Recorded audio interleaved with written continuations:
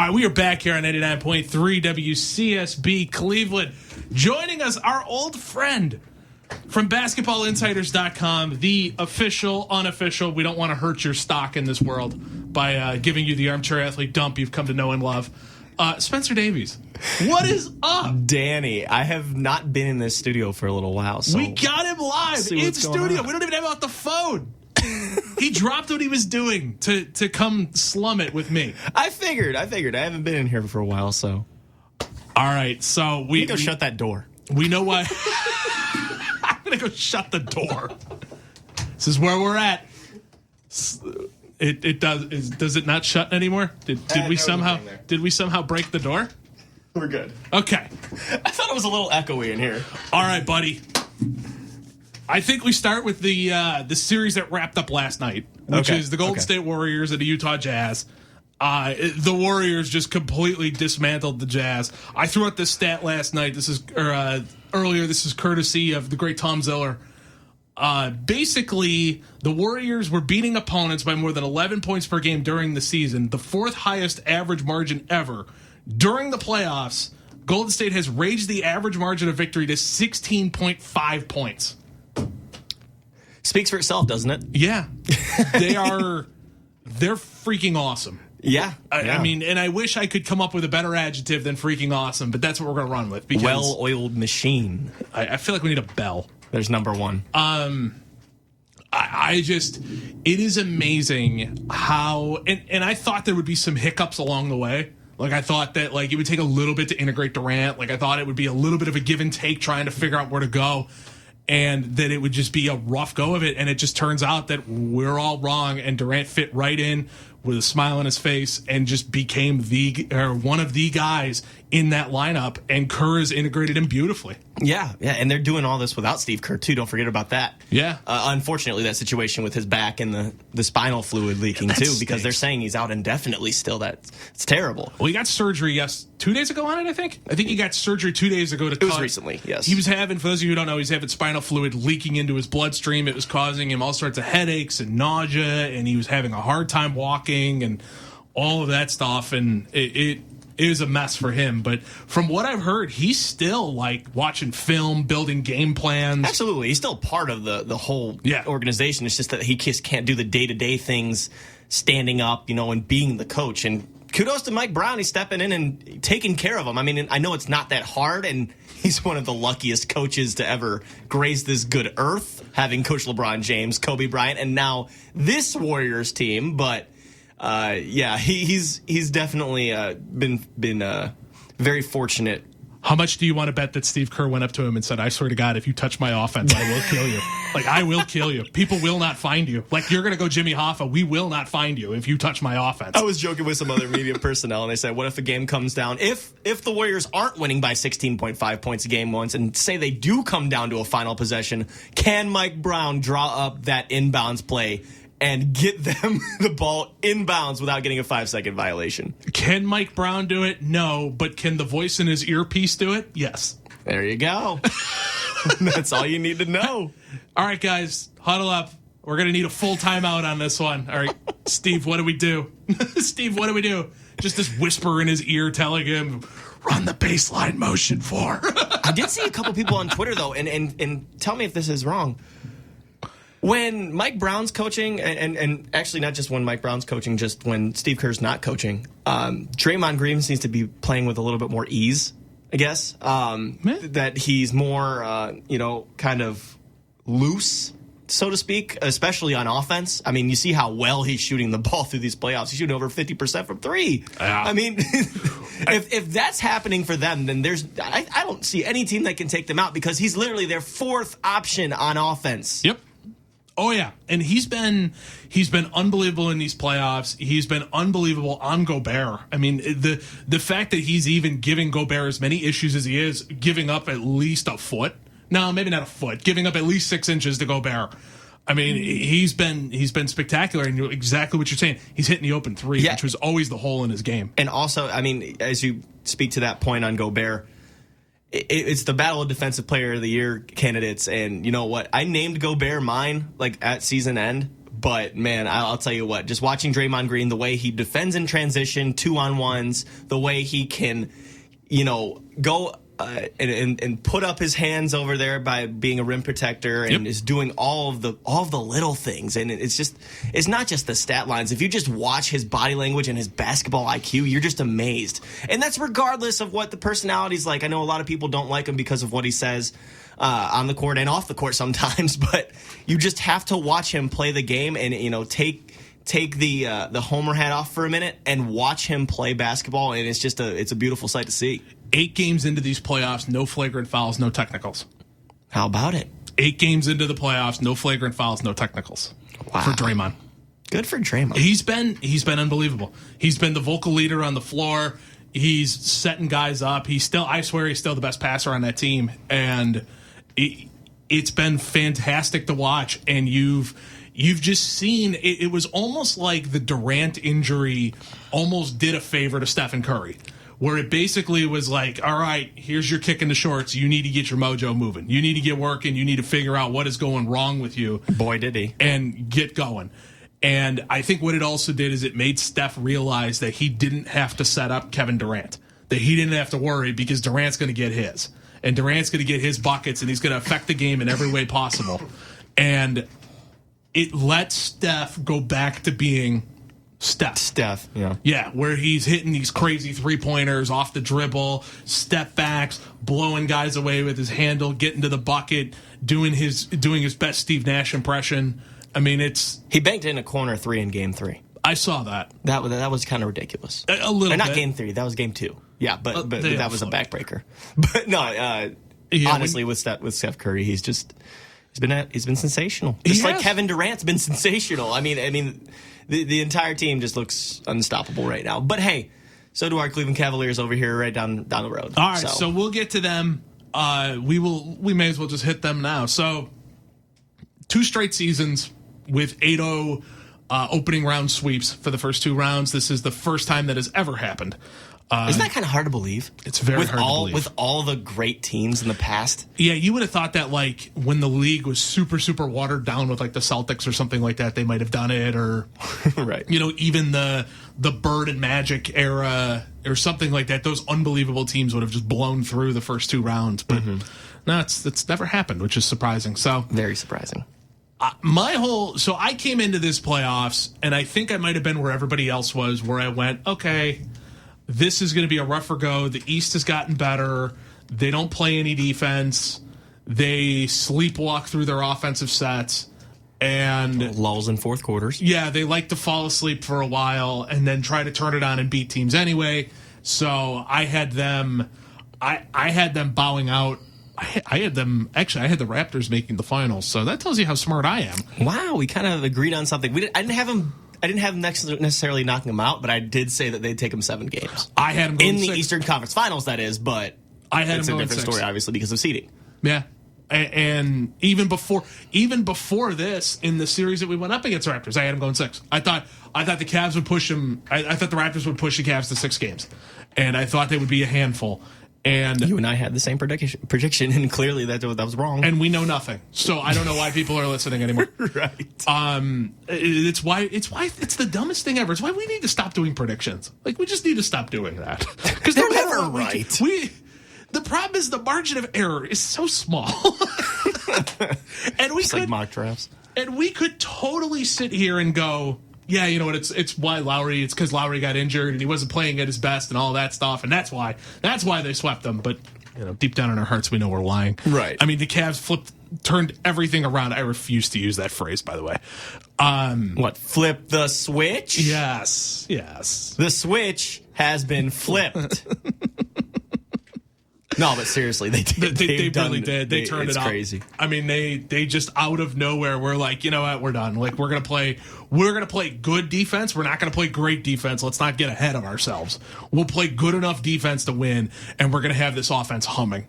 Yeah, and it's been sensational to just watch LeBron with 4 shooters around him do the same thing that he's done for the last 10 years. Think about this. So if the Cavs don't get down 25 plus at the Fieldhouse in Game 3, do they find that lineup? Do they find that lineup with Deron Williams? Do they find that lineup with Kyle Korver and Channing Frye and Iman Shumpert to go with LeBron. Do they find that lineup? Is that a blessing in disguise that they were down by that much for them to come back with that lineup? Because it seems to me that if there's anything going wrong, that's exactly what Ty Lue goes to. No, I don't think they do, because that's one of those lineups that doesn't make sense on paper. Like that, to me, that lineup shouldn't work. You should get torched on defense with that lineup. And the shooting should be decent, but it's not going to be fantastic off of it. But for some reason, it clicks. It does. And they just run. It comes back to the fact that they run high screen and pop with Channing Frye, and will either run an elevator action with Kyle Korver or something along those lines to get him open as well. And teams cannot stop the pick and pop. Kyle Korver got held in check in that Indiana Pacers series. He only shot 13 threes in that series, right? Yeah. Look what he's done over the past 2 games. When they've finally gotten him looks against the Raptors, he completely tortured them. Yeah, I totally agree. I can't believe that either. I mean, he's been... There are a few things in that series I can't believe. One, how good that lineup plays. And at least in my head, it shouldn't play that well. They should be a net neutral, if anything, on defense, because their defense would just be absolutely horrific. Yeah. And Channing Frye liability as a paint defender. Iman Shumpert stepped it up huge in that first round, and in the second round even too. He's starting to look like the guy that they traded for to be the 3-and-D guy. Exactly. I mean, that's what it was. Exactly. And Darren Williams is a net negative on defense. Same thing with but you know what? You know what Darren Williams is doing though is being a maestro, and he looks like he's more spry than ever. Yeah, like basically back in the Utah days is agile and is basketball IQ heavy as he used to be. He's only playing 20 minutes a game. It's the perfect situation. It really is. He's the kind of guy, his entire career has been defined by he looks good for a little bit and then he gets injured, and then he looks good for a little bit and then he gets injured, and then he looks good for a little bit and then he complains and gets traded. Like that's the story of Darren Williams' career, and now he's in a situation where he's playing 15, 20 minutes a game, nothing huge, and orchestrating that second unit. And it's the ideal fit. Yeah, it's beautiful. It's just the ideal fit. And it's beautiful. And it totally is working, without question. Whoever they're going to get between the Warriors and the Celtics, which has been the Warriors and Celtics, I apologize, the Wizards and the Celtics, which has been an awesome series. Amazing. They'll beat them I'm going to say 5 to be generous. I don't know why I'm making predictions, because I'm always wrong. You just said to not make predictions. I don't know what you're doing. I broke my rule. I'm going to say that, but and we'll get to that series in a minute. They look like the best team in the East, and it doesn't look like it's close. Yeah. And I mean, it's just like the Warriors. How do you stop it? How do you stop LeBron James going to the rim, finding shooters, and then when he's not going to the rim, shooting 48% from beyond the arc, shooting 57% as it is, and averaging 36 points a game? Riddle me that one. He completely has been unbelievable from the 3-point line. It has been sensational what he has been able to do with the 3-point line. And that was, again, the whole rule of LeBron, and Pop was the one who figured it out, was you just slack off him and let him shoot and let him take mid-range jumpers and threes and all that stuff, because he won't kill you going to the hoop if you let him shoot jumpers. No, he's making you pay now. Now he's making you pay. Yep. And the other one, too, quietly shooting a pretty good shot, a really nice free throw percentage in that Toronto series as well. He did. Wasn't it over 70% or something he shot? Yeah. Because, that was the whole thing through the Indiana series. I was thinking in my head, why don't they just hug him? Every time he got the ball, why don't you just hug him and put him to the line? Because during that Indiana series, he was either missing both or hitting one. He was not hitting both. He was around 50%, I'm pretty sure, in that series from the free throw line. He was brutal, and I was thinking, okay, and first and foremost, I have no respect for Nate McMillan as a head coach, but that's another argument for another day. And I was like, what are you doing? Why aren't you hugging him? Because I would rather have him earning them at the line and make you pay there than getting downhill to the bucket, finding those spot shooters, finding those pin down screens, all of that kind of stuff to get guys open. That's the last thing you need to do. Put them on the line. There you go. And now in this series, I can't even put him on the line anymore. He made 83% of them. I can't even put him on the line. How do you stop that? You just can't. No, and especially how efficient he's been too. He's been getting these kinds of numbers on literally 18 field goals a game. 18 field goals a game, 36 points. Yeah. What do you see Russell Westbrook doing and James Harden's doing? Not by that. shooting 25 shots a game to get to 40 points. Yeah. You know, I feel like that is more impressive in its own right. Yeah. Yeah. I got a Westbrook question for you, but later. Oh, geez. All right, so we'll get to let's just go right to the Wizards and the Celtics. Look, I've been super impressed all year with how good Isaiah Thomas has been. And I thought it was an awesome story that this little 5'8" guy is just playing unbelievable basketball and is dragging teammates that all are blatantly flawed through the playoffs. And he has gone nuclear. And the guy is playing with a broken heart, a broken jaw, 4 missing teeth, and probably some serious jet lag at this point, and is just still going unbelievably nuts in these series, and through the playoffs as well. I mean, Isaiah's been fantastic. It's been remarkable. The problem Absolutely. that Isaiah has is it's everybody else that's around him. There's just nobody there. Spence, what do we do with the Celtics anymore? You got to go out and get somebody in the offseason, first of all. But just staying on this series, you got to get more from your secondary guys, just like you're saying. Jay Crowder's going to need to step up. You're going to need to get some more from Avery Bradley. Obviously, it's hard to counter Marcin Gortat and Markieff Morris because they don't got that many big guys. Obviously, Yeah. Al Horford does a good job, but can he, win that boards battle? Can he, get after it? Because if they don't, then they're toast. I had the Wizards in 7 before the series, and I still think that's how it's going to go. But so Jay Crowder has turned into the new Josh Smith. He's become my new most hated 90-10 guy, and by that I mean 90% of his game I absolutely love. I love the aggressiveness on defense. I love the passing. I love the fact that he can get under the bucket. He's quick. He can dunk. The thing that drives me nuts is the three-point shooting. He's just brutal. He's just absolutely brutal behind the line, and yet he keeps chucking them. Well, in this series, he's actually 44%.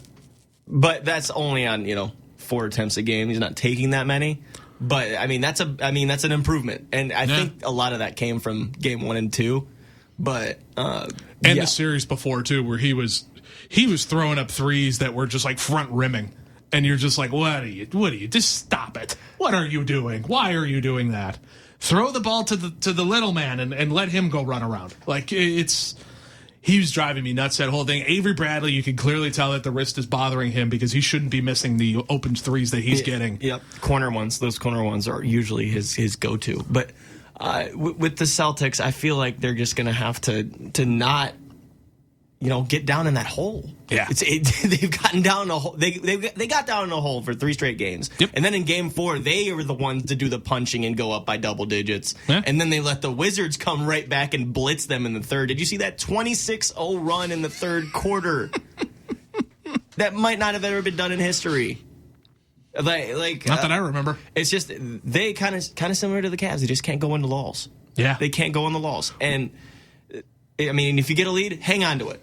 That's pretty much it. And looking at the other side of the ball, the Wizards, John Wall is the most underrated point guard in the entire league, probably. Yeah, he's right. He's unbelievable. He's been between the block shots that he's getting on defense, the fact that, pinning them against the backboard. And he's a good defender on top of that, too. It's not just the flashy block shots and that kind of stuff. He's not one of those guys. He's a pretty good defender on top of that. No doubt. Beal has been good. He's been good offensively. Otto Porter has been a revelation on offense all year and has carried that into the playoffs. The problem that they're going to run into is it's Beal's defense gets shaky.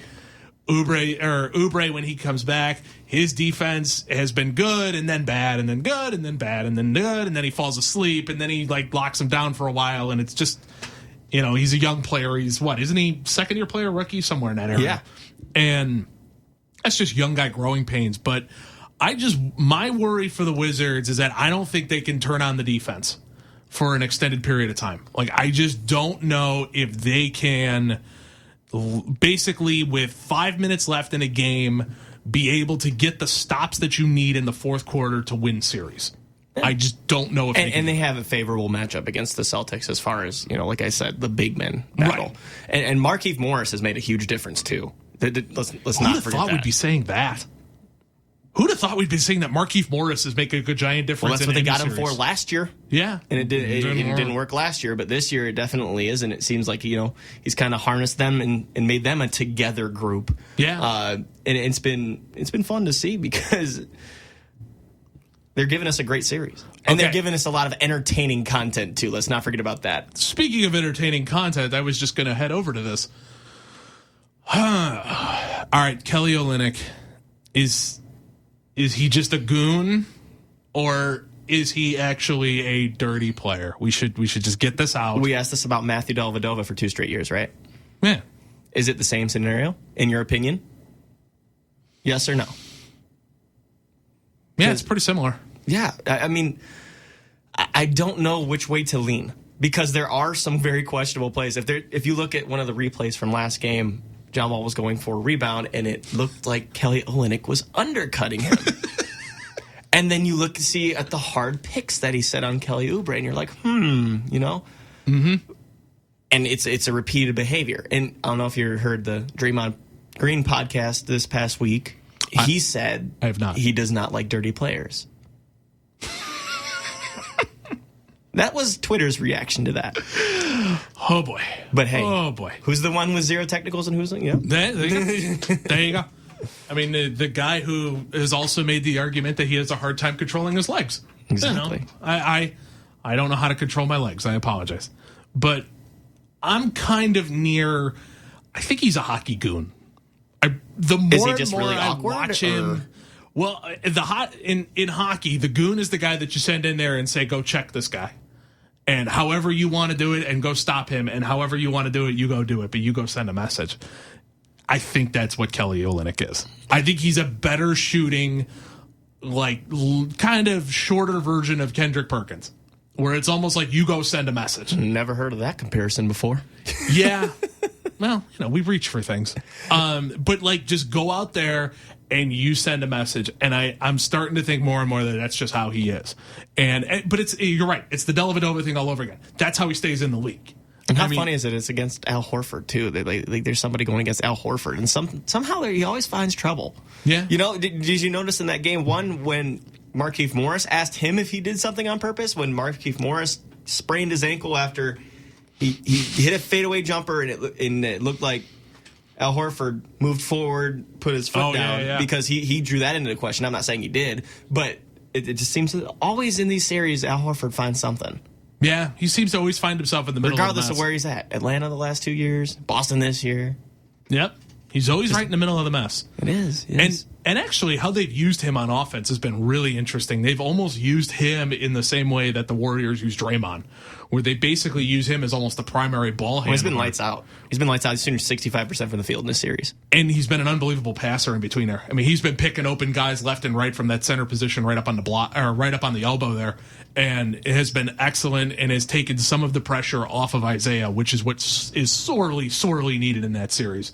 Yeah, but like I said earlier, gotta win the boards battle. Yep. Gortat, 11.5 rebounds a game in these 4 games.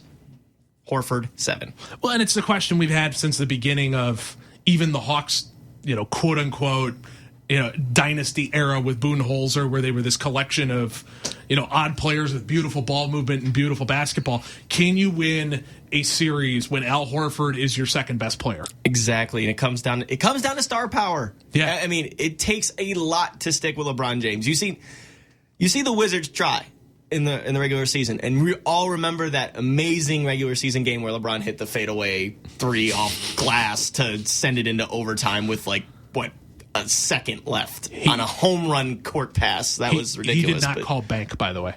We checked. We did a crack squad investigation. And that was an amazing game. Did not call bank. That was an amazing game between them and the Wizards. And then you go to see them just absolutely spank the Celtics in their last game of the season at TD Garden. Yeah. So I don't know which way you look, but I don't know either. I mean, I think I think for the sake of my enjoyment, I think the Wizard series would be better because it would evoke a little bit of memories too, wouldn't it? Would we get Deshaun Stevenson back in there? Will we get Soulja Boy back in there? You know, with LeBron going to bring Jay-Z into it, and we're going to have 2 new rap songs? Can we call Gilbert Arenas and find where he is and just give him a seat somewhere and just let old Gil into the building? Can old Gil come into the building? Just be putting him at the free throw line, and LeBron could just go right back up to him again.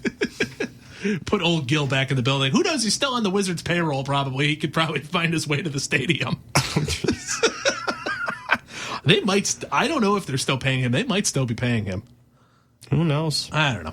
But I think for fun's sake, I think the Wizards series will be better. If they to go against the Cavs, like I think the Wizards might have a better chance of making this a series. I don't think they're going to win. Mm-hmm. They could be the Toronto Raptors of last year, just like the Raptors this year were the Hawks of the last 2 years. Yeah, it could just be that. I mean, it's hard to beat LeBron. That's the moral of the story here in the NBA and the Eastern Conference. You know what? I got a question for you, and this is a classic question for this show. I think you and I have had this debate numerous times. Can Dwayne Casey coach? I think he can. The problem is there's a guy standing in the way. I mean. You think it's Kyle Lowry? No, or DeRozan? No, I don't. I think it's LeBron. I really do. But here's the thing about this year that was different than last year with their series. Because like I said, I picked that one to go 6.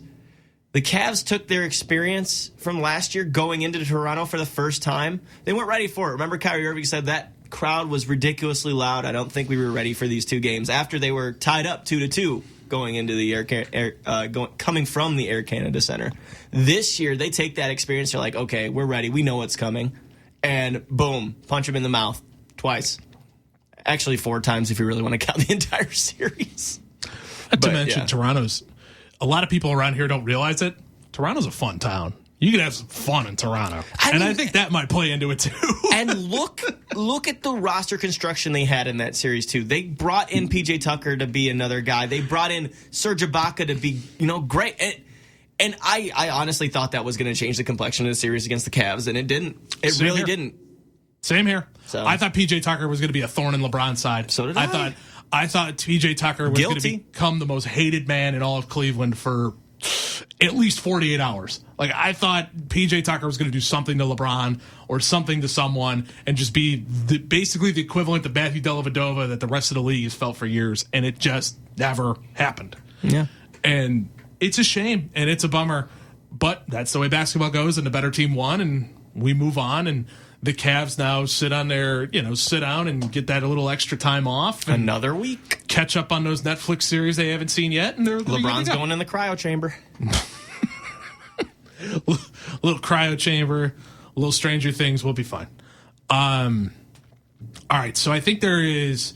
Did we cover all the series? No, there's one we haven't covered. You can't forget about the Spurs and Rockets. Which is the Spurs and the Rockets. Come on. So...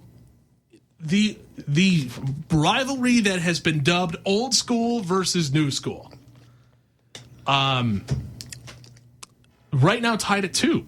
My memory serves me well. I think this, not entertaining wise, so to speak, but as far as competition wise, this has been the best series so far, I think. Even though, there's been a couple of blowouts, but I feel like the kind of opposites attract, I guess you could say, And it's fun to see them trying to adjust to each other, I guess. You're absolutely right. And I totally agree with you on that whole thing. And it was funny because Game 1 almost threw everybody off the scent of this series.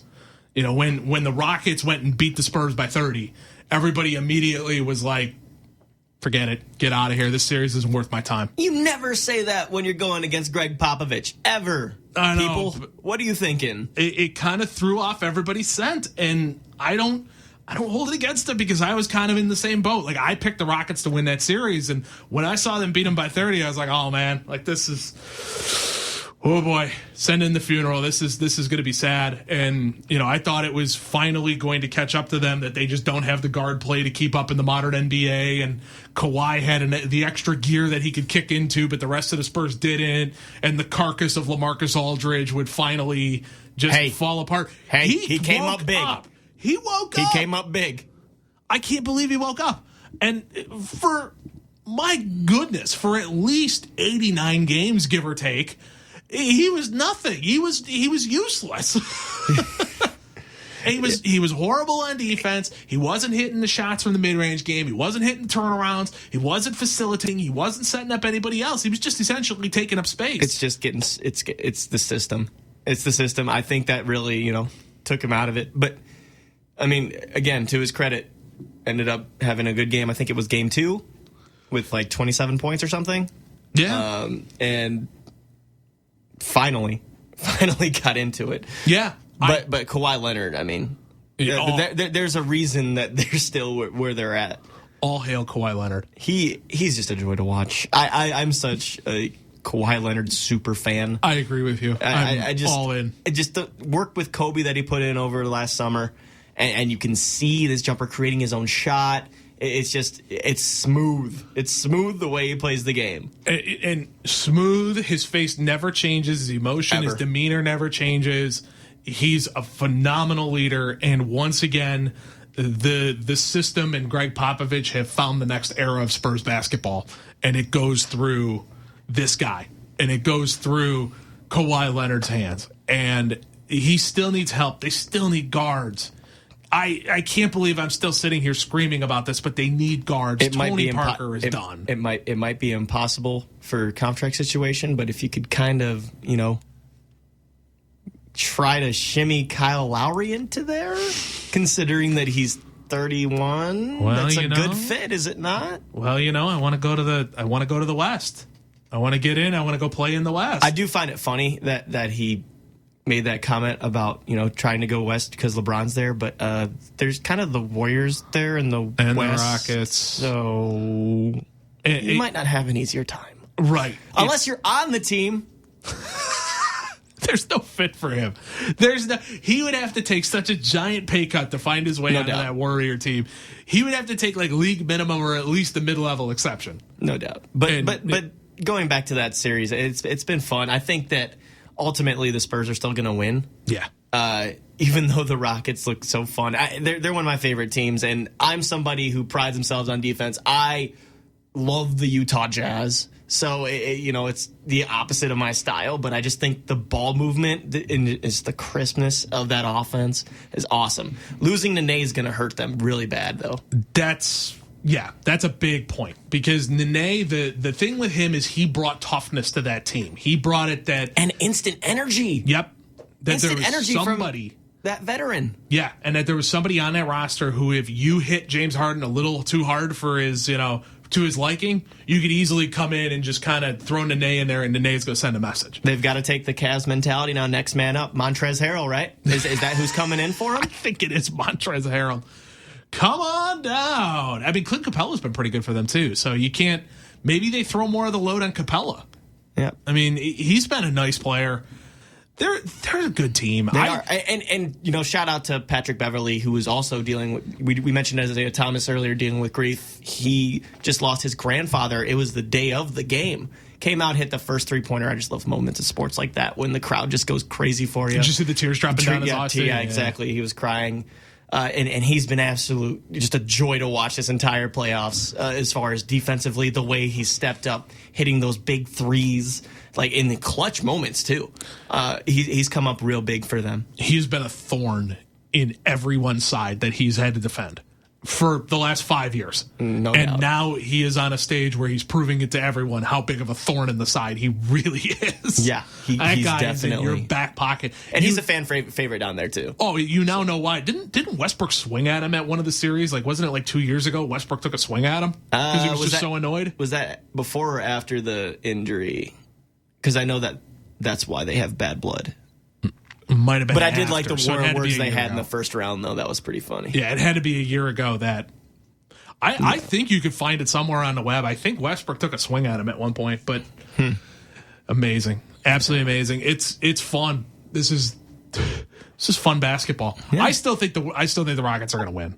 I still think that unless this LaMarcus Aldridge thing is real, and all of a sudden we've somehow resuscitated the guy in Portland who was unbelievable and was making an argument that he was a top 5 power forward in basketball. Greg Popovich has gotten the best out of Dwayne Dedman. He's gotten the best out of David Lee. So, bite your tongue. Jonathan Simmons, Danny Green, Danny just Green go is down the way. awesome. Danny He's Green is awesome. really Transition defense, 3-pointers. What more could you ask? Yeah, Danny Green has been excellent. He's another underrated player. All right. The entire Spurs team is always underrated. I'm trying to think if there's another overarching NBA question we probably should do. I think we've kind of covered everything, at least that I've wanted. We have. We went through that playoff series. We burned through that. Oh my gosh, we did that in 45 minutes. That's an all-timer. I know, all right, 4 so series. I think we take a break, and then we come back, and I think we got to talk a little wrestling. Wrestling. We got to talk a little bit about it. Wrestling. So we haven't talked wrestling on this show in an extended period of time. So we will be back with Basketball Insider Zone, Spencer Davies here on 89.3 WCSB Cleveland. You can't stick around. All right, we are back here at 99.3 WCSB Cleveland. We talked real sports for almost an hour and 50 minutes on this show. So that's too much. Now we have to talk about the other sport, the sport that should be followed more closely. And for some reason is like beloved by every single sports writer on the planet. And it's one of like the funniest things to me. It's excellent because everyone can have a connection together then. Yeah, it's one of the funniest things, and that's professional wrestling. And I don't know what it is, but sports writers love professional wrestling. And so here's my problem, Spence, and Spencer Davies joining us from Basketball Insiders. What are they doing with the title? Why are you putting on Brock Lesnar and just not have him even show up on Mondays? Well, he's a part-timer. It's just the unfortunate nature of the business. Here's the good thing. The other titles are getting elevated. Intercontinental title, elevated. They just did this amazing triple threat match last Monday on Raw. And this one, they're focusing on that storyline heavy with The Miz and Dean Ambrose right now. And then if you look on the other side in SmackDown, the WWE Championship feud has been kind of relegated to the mid-card between Randy Orton and Jinder Mahal, whereas the U.S. title with Kevin Owens and whoever it may be, AJ Styles, Chris Jericho, that one is elevated now as the main title. So I kind of like what they're doing as far as giving it back to them. And it's kind of worked out well in the sense for Raw because the Intercontinental title was a joke for a minute. Yeah. So. Oh, it really was. I mean, yeah, it sucks that there's no Universal title right now, but it'll be back in the summer. It's fine. Really? I don't find it that big of a deal, to tell you the truth. Okay, the only thing that's weird with me then is why don't you have Paul Heyman coming out at least like once every 2 weeks? They will. And cutting a promo, or at least having like footage of Brock Lesnar just exercising.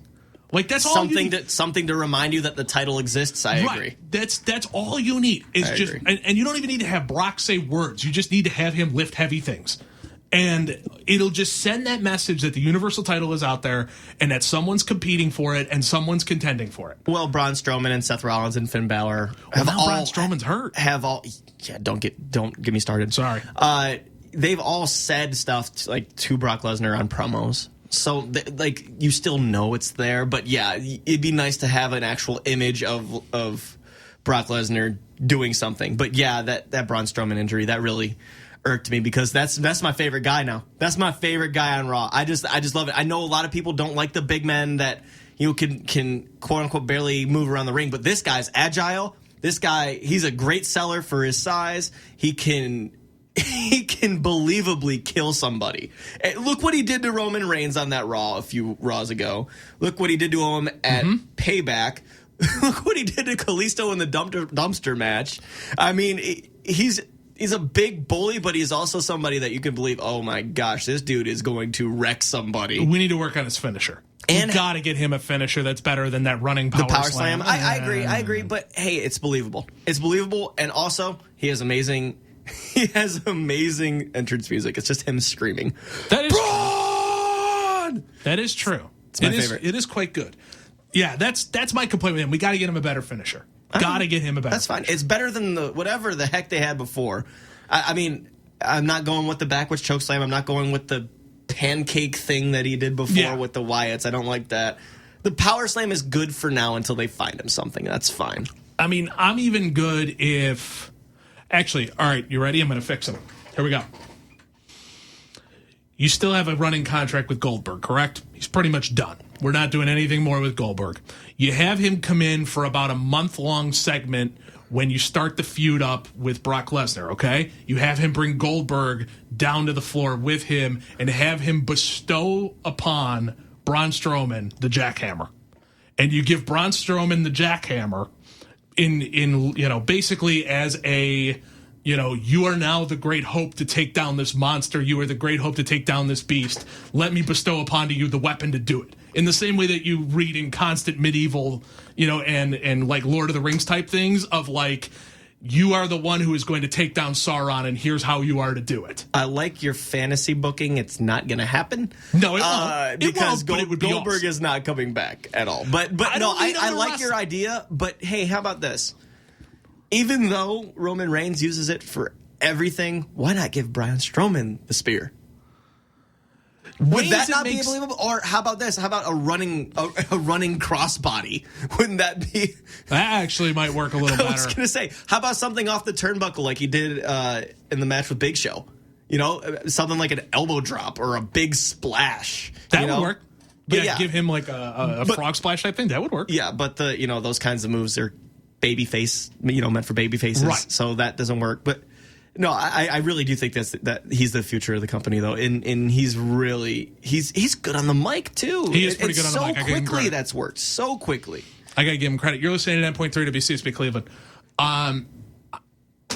That's my only like big concern. Now, anything I can do to get me the Owens Styles match that I want more than anything else, like what do we have wrestling to do? dream? What do we? No, they already did. No, we're getting it. We're getting it? We're getting it. 100%. Backlash. Mm-hmm. Yeah.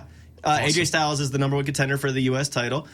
He won the number one contendership last Tuesday or the Tuesday beforehand. It was an excellent match. It was AJ Styles, Baron Corbin, and Sami Zayn. It was a real good one. I love. Find that one. By the way, I love the Superstar shakeup. I know a lot of people don't like how they executed it, but the way they have moved talent, I think, has really benefited. The one little bugaboo I have is that the Bullet Club didn't go on SmackDown, and also that The Miz went to Raw. But all in all, great plan. Yeah. My favorite move probably of the whole thing was Alexa Bliss on Raw because she's just taking off. Taking off. One of Ohio's own, may I say, by the way. One of Ohio's own that took a title from somebody from the Bay Area, may I say. All right. I think on that note, buddy, thank you. Spencer, absolutely. It is always fun. It's good seeing you. It's good talking hoops today. You can read them at basketballinsiders.com. What's the pod? It's just the Basketball Insiders podcast. It's not, aptly named anything. You can listen. It's just right on there. You can listen to them on the Basketball Insiders iTunes, pod. Stitcher, whatever podcast host you can think of. Good on you.